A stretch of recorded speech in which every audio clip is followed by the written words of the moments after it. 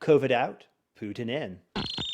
Yeah, I mean, it is gross what we're seeing right now. No matter what your thoughts are on these subjects, it's just our freedoms are just getting decimated, and it is really hurt me to see. I mean, yes, we can talk about GME all day, and that will help your financial freedoms, but without your personal freedoms, we are nothing, and that is all we're seeing. Like we got our freedom stripped during the Rona, and I mean, everyone, just if you saw the NPC video, then people just will accept whatever news line is fact and then run with it. And their identity will be tied to such news line to where they are just a walking, living NPC meme. And for 2 years, we suffered with this through the Rona. And no, everyone hand and fist opened the loss of their freedoms until the truth came out that it is not too bad, and it's just like a common cold, and there should not be these drastic measures against it that there are. And now they're starting to be dropped as the polls are starting to get wrecked. But without anyone having time to reflect and think about what happened, we have a new boogeyman. Instead of it being an invisible virus that we can't see, we now have a tangible enemy, Mr. Putin. Hmm. Putin is related to the Germans in the 1930s and 40s with Adolf. Hmm. And if Putin is like Adolf, then therefore anyone who supports any or is not against Russia, they are therefore pro-Nazi. And that is the way that they're starting to rationalize it. I like geopolitics, but I also know that I am so low on the food chain of understanding, I probably shouldn't talk about it. But I do enjoy thinking about it, I do enjoy reading about it. And I'm amazed and disappointed about the lack of curiosity from people who are smart enough, and I think would also enjoy it as well, to essentially accept a narrative, with what I suspect is very little critical thought. Of course, I can't read minds, I don't know what's going on.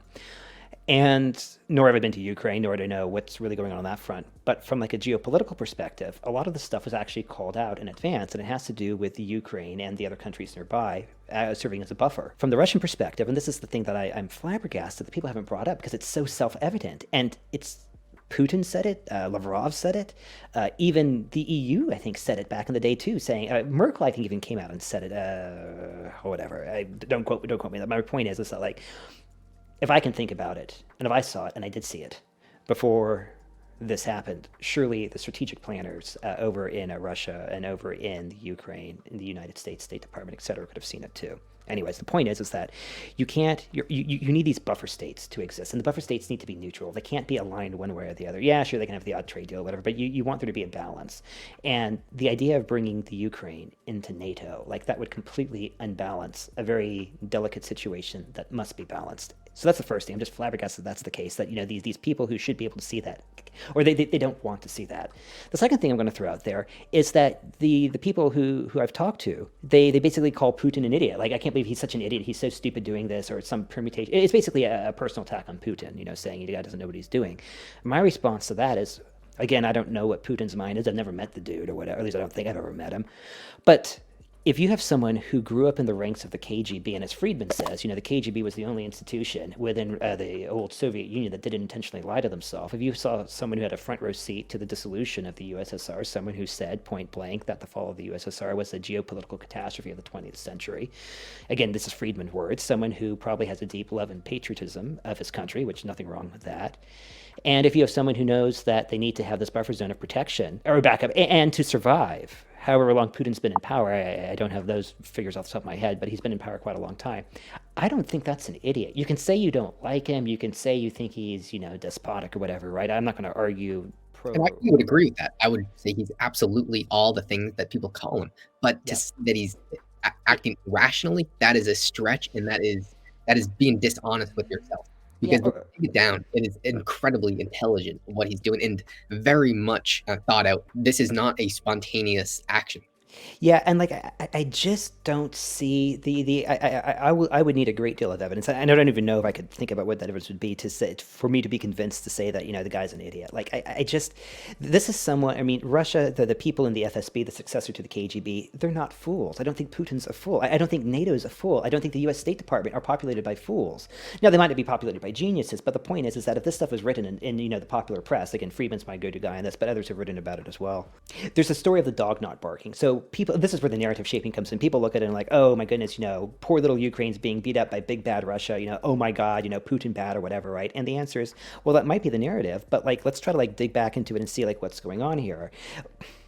It would be ridiculous to get your entire perspective from RT Today, just like it would be ridiculous to get your entire perspective from, CNN, Fox News, or the BBC. Like, I'm not saying don't go to them, don't see what's going on, but just understand that they have their agendas. They have their agendas and whatever. But very, very disappointing to see this pre-shaping to the narrative with what I sense is a paucity of critical thinking. Yeah, and let's just take this. Let's compare and contrast what's going on from the Rona to what we're seeing now. What happened right when Rona came out? Why is it that every single mainstream media all comes out with the exact same thing? Nobody will even question it. Why is it that every single mainstream source will say the exact same thing about Rona? There's no second opinion. Any second opinion is evil. We saw this. If anyone that questioned masks don't work, they are anti-masker and they want old people to die. Anyone who does not want to take the medicine, they want people to die, even though we know that it was false. I mean, you can still spread it even if you got the medicine. Anybody who did not lock themselves down in March of 2020, they wanted people to die. I mean, Yeah.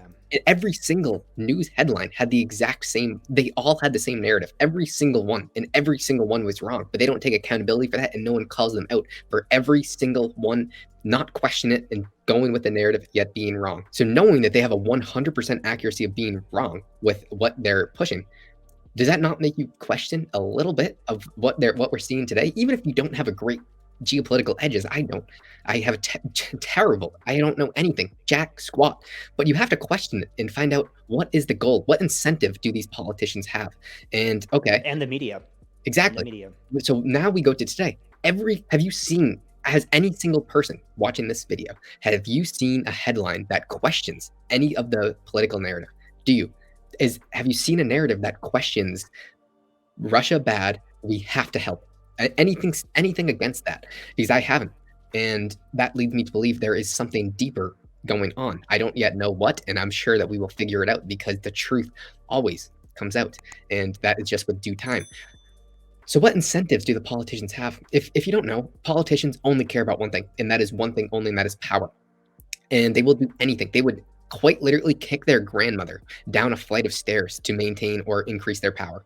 And if you don't believe me, you have not studied history fast enough. Yes, there are exceptions, but there is not many. Like the Ron Pauls, there are very few of people like that. And the people in power today are not like that. They would quite literally kill one of their children to maintain or increase their power. And this is as messed up as it sounds. I would not say that as an exaggeration, Justin. Would you disagree with that statement? The way its system works right now is to climb to the top of any large power structure. You have to You have to backpack and backstab. Yeah, I mean, like, if you want to know, like, there's a scene from Gone with the Wind where Scarlett O'Hara basically says, if I have to lie, steal, cheat, or kill, as God is my witness. As God is my witness, I'll never be hungry again. I will achieve my goal. Essentially, is what Finding an enemy gets everyone hate Biden, Trudeau, these European prime ministers. They are terrible, the worst ravens in history. And war, getting the enemy off of our politicians and onto a new enemy will drive their ratings up. And we've seen this before with going to war to bail out the politicians. And I think so. What you're moaning and groaning that we disagree, Justin? So no, I don't. I mean, I don't disagree, but I would say taking this will not apply to Biden, but I believe it applies to Trudeau, and I believe it applies to all of it applies to Merkel, it applies to Macron, it applies to Bojo, it might apply to Orban. I don't know about that, but my point is that look at the Europeans. And then look at the people who lead Europe, the prime ministers, and then ask yourself, how many of them actually have children? And I don't think many of them do. In fact, I think when I think about it, Biden obviously has kids. They don't. And here's the thing on this front. Like, when you look at the Europeans in general, there's a slow motion demographic bomb that's going off right now in Europe because, they're not having kids anymore. The population is not replacing itself. A woman, I think is 2.13, or the average birth rate per woman needs to be 2.13, because you need a man and a wife or whatever, right? And the 0.13 is to account for the breakage, all the kids that won't have kids in turn. But anyways, 2.13 is the magic number. And if you don't have men and women coming together in a structure that produces children, so those children in turn can have children and then children and so on and so forth, like, what's the point? I mean, I feel like you kind of lost the plot. And so when I look at European leadership, it just gets back to these contradictions. They have such beautiful dreams, such unrealistic dreams. And that's why it takes me back to Putin. And it's like, I think Putin at least coming back, if he cut his teeth during, the twilight of the Soviet Union, and if he saw like the decimation that would occur from politicians, if you think our politicians are bad, check out commissars back in the day. But the point is that like I think Putin has a very realistic, excuse me, I think it is plausible for him to have a very realistic, very pragmatic viewpoint on the world. And when I look at the European politicians, I just can't see the same thing for that. Again, from my ignorance, from my lack of understanding. I would represent being a leader, and whether you like it or not, none of these Western nations have a leader in power, and for good or bad, we don't. I mean, if you think Biden or Trudeau is a leader amongst men, he is not. Putin, he is a leader, and for good or bad, he is a leader. And that is very important. And I mean, people are going to take this and think that we're pro-Russia and we want Putin to take over the world, which is not the case at all. We are just laying the facts out on the table. And the way they are, Putin is a leader. And I don't know how to discount that, because I'm just going to leave it at that. You can Well, fundamentally, this is the thing: is that you need to have a security policy backed up by geography that balances the security needs of Russia and the security needs of Western Europe. That's what you need to have. It is the height of foolishness to assume that you could bring Ukraine into NATO and maintain this balance, which leads me to believe I don't think that the leaders are they're stupid, but I don't think they're that stupid. And so I just kind of wonder how much of this is intentional and how much of this is like, oh, oops. Yeah. I mean, if you went to some of our older videos, we've talked about the fourth turning before, and thus far, they have only ever ended in war. Me and Justin have had a lot of discussions on the future of war, but I still think there will be a form of physical fighting. I don't know if there already is. There already is. There is, but I do not count that a full blown like U.S. and joining a war yet.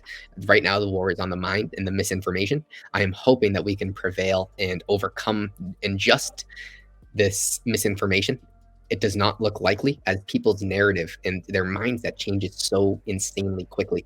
I think they have to go through an extreme hardship to be able to see through the BS. And I hope that we can do that without a form of physical war. For anyone who's read Calvin and Hobbes, there's an excellent Sunday one where Calvin goes to his mom and says, "Mom, I've decided to start smoking."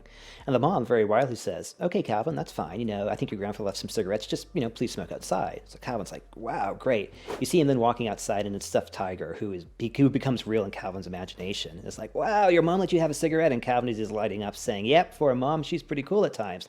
Calvin takes a drag, falls over, he turns purple, coughing, and Hobbes is looking down at him saying, "Oh my, this needs to be an easy habit to break," or whatever. The mom then sticks her head out the door and says, "Did we learn anything today?" At which point Calvin says, "Yeah, trusting parents can be hazardous for your health." The point in all of this is that if Calvin's mom said you can't smoke, what's the first thing Calvin would want to do? Smoke, smoke, smoke, smoke, smoke. And so I thought it was some damn good parenting by the mom saying, "Listen, we're going to do this small thing that we know is going to be very destructive, or it's not going to be very pleasant, but we're going to put in just enough pain where we're not going to like damage Calvin in the long run, but we'll let him learn a lesson that will seem very real in the comfort of a home, because if he learns this lesson now, it's going to be a tremendous investment in like his mental self or like in his future, versus having to learn it like, when he's 50 being wheeled in for like, a partial lung transplant or whatever, right? I kind of wonder if the same thing could be applied to us in the West, or perhaps humans in general, that if we could go through just enough pain to, I don't want to say wake people up because that's, too cliche, but just enough of a shock where people can kind of pull back and see the reflection, but not to the extent where you have a complete and total catastrophic meltdown of the system.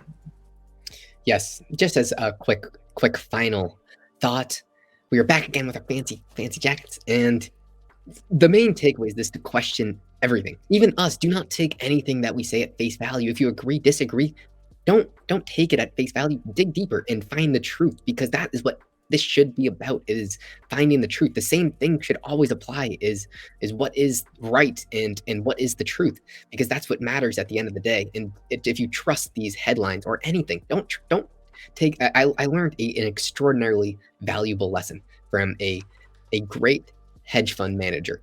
His name is Morris Sachs. We were on the phone and we were talking about the $0 futures curve, and he took nothing I say at face value, nothing. He didn't trust a single word that I said until he could prove it. And I thought that was an extremely valuable lesson. So I would say, okay, the Eurodollar futures curve is inverting looking at the 2023 or 2024. And he says, I have not yet heard this. Let me look it up. So he spent 5 minutes looking this up to prove or disprove what I'm saying, because you can't take anything that we say at face value. So do the research, find out what you believe the truth is, and see if you can continuously prove or disprove that. But don't take anything anyone says at face value unless you know it to be fact. Trust, but verify. Exactly. Skeptically trust someone. This is not to say don't trust anything anyone says. Especially that person. Yeah.